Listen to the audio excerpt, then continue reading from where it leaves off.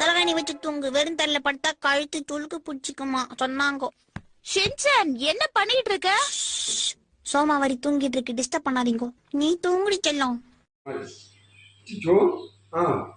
போதும். அப்பி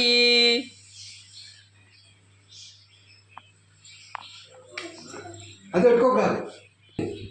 இந்த பக்கம்டா.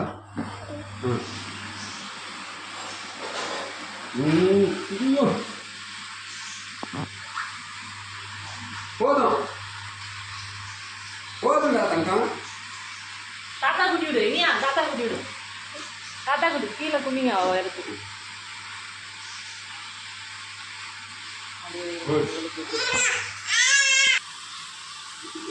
ஒண்ணுமே இல்லை.